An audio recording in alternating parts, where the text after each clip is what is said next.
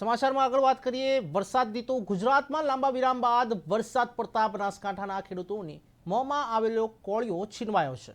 લાંબા વિરામ બાદ આખરી મેઘરાજાએ ફરી ધમાકેદાર વરસાદની એન્ટ્રી કરતા જગતનો તાત પણ ચિંતિત બન્યો છે।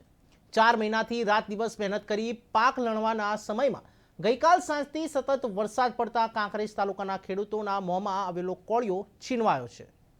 બનાસકાંઠાના કાંકરેજ તાલુકામાં લાંબા વિરામ બાદ એકાએક વરસાદ તૂટી પડવાથી થરા ઇન્દ્રમણા જતા અનેક ખેતરોમાં જાર ઢળી પડી છે, તો ક્યાંક જાર લણેલ હોવાથી ખેતરોમાં વરસાદના પાણી ભરાતા લાખો રૂપિયાનું નુકસાન થયું છે।